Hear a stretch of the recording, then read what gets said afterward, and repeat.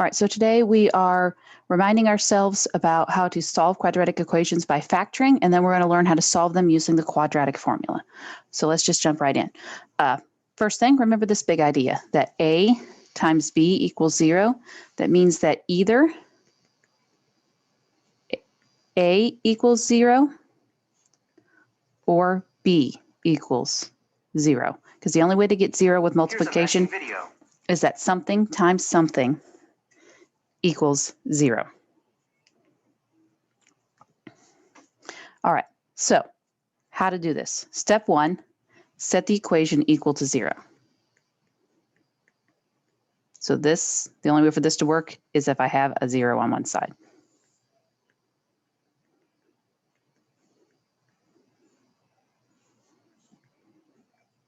All right, so for this equation, our example equation here, that means that this 7x is on the wrong side. It needs to be over here. And when we move it, we need to make sure that we keep this in the proper order. So the 7x should be in between the x squared and the 12. All right, it's a positive 7x, so to move it, we're going to subtract it from both sides. So let's write it over here where we've got space. X squared plus 12 equals 7x. Again, positive 7x, so I need to subtract it from both sides to get it to the left. Okay, so I now have x squared minus 7x plus 12 equals 0. All right, and normally I tell you that order doesn't matter with addition, and it doesn't. 3 plus 5 is still the same as 5 plus 3. However, for this, because we have an A, a B, and a C, it's important that you have the components in the proper order, or when you go to plug it into a formula later, it's not going to work right, okay? So make sure that you have that. So step 2 here is factor completely.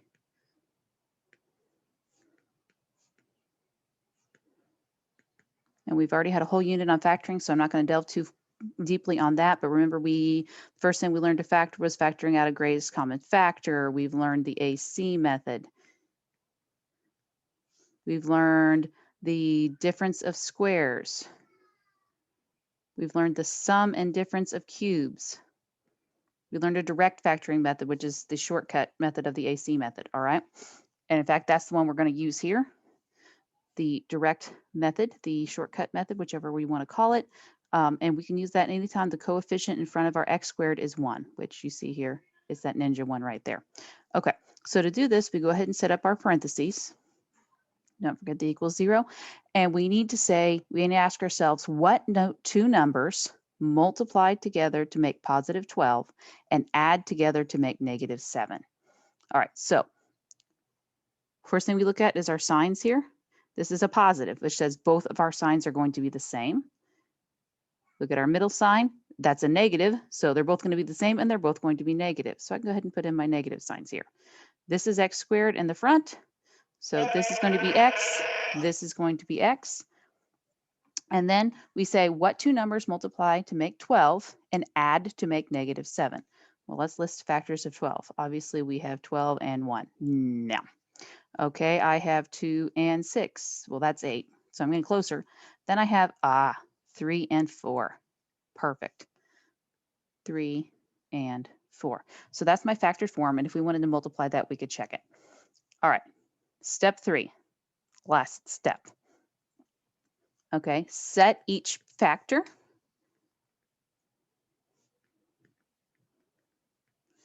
equal to 0 and solve. S-O-L-V-E. There we go. Trying to get my V in there too early. For x. All right. What that means is I'm going to set each piece equal to 0. Because remember, A times B equals 0 means that one of these pieces has to be 0 for this to be true. So x minus 3 equals 0. X minus 4 equals 0. All right. So to do this, I add 3 to both sides. So x equals positive 3. Or x equals 4. All right, helpful hint, you can check this. All right, check your factors.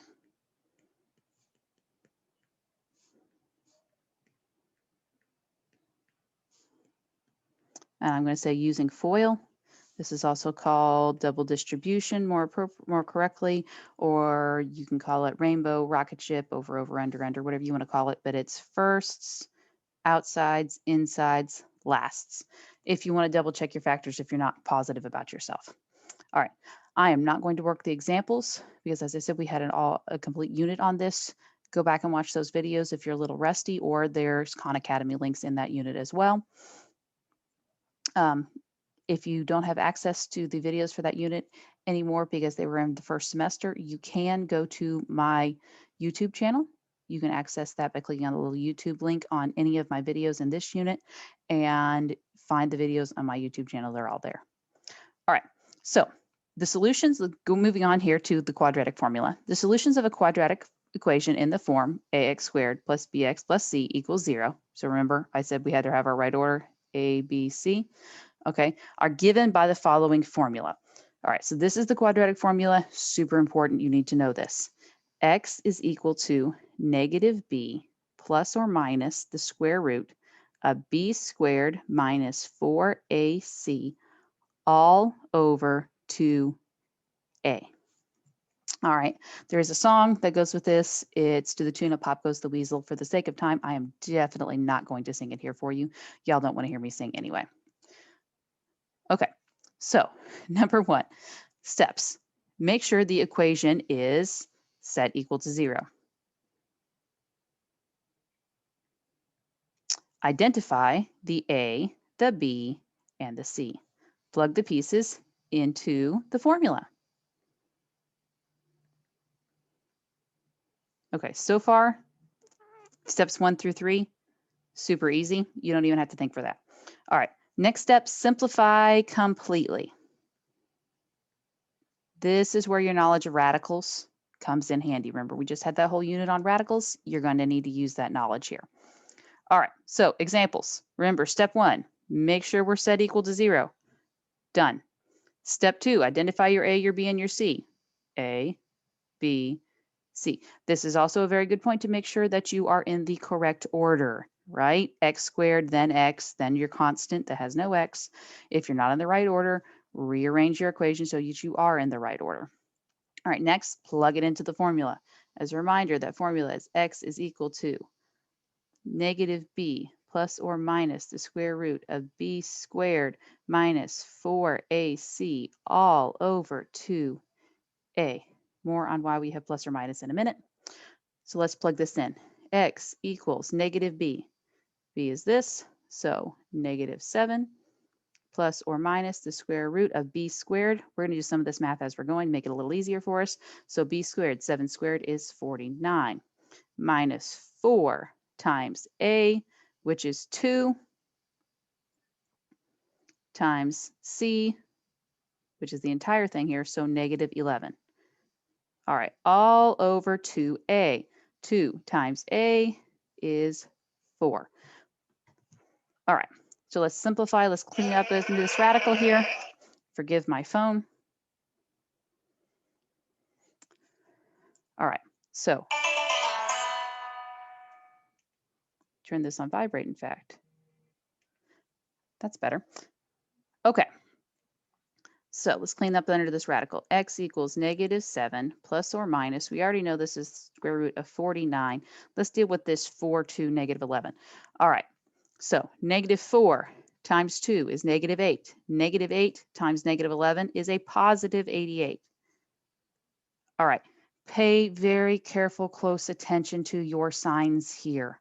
The biggest mistake I see on this one is students multiply these 3 numbers together, and then they remember it was minus 4ac, and so they make this a minus 88 instead of being a positive 88. Please, please, please, please, please pay attention to your signs. I've said this repeatedly. Those negative signs will kill your grade.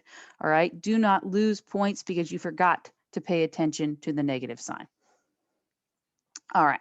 So we've got that. Then what do we say? What is 49 plus 88? Well, 9 and 8 is 17. So 8, 9, 10, 11, 12, 13, 137. So x is equal to negative 7 plus or minus the square root of 137 over 4. All right, 137 does not simplify. That sucker is prime. So this is as simple as it gets. All right, there will be other ones where you have to break this guy up. Okay. Be prepared for that. All right, I told you I'd explain this plus or minus. Why are we plus or minus the square root of 137? Well, let's think about it. If I'm talking about, we're going to use a simple one, the square root of 9. You're thinking, well, that's simple. The square root of 9 is 3. That's true, because 3 times 3 does equal 9. But there's another possibility, right? Negative 3 times negative 3 also equals 9. Now, normally when you just see square root of 9, we want the positive one, okay? But because there is another possibility and we do not know which one is correct to make this x true, to make our equation true, we have to allow for both possibilities. So we use this fancy plus or minus sign to say, hey, I want the positive one and I want the negative one. Allow for both because one or the other is going to make, or both are going to make my equation true.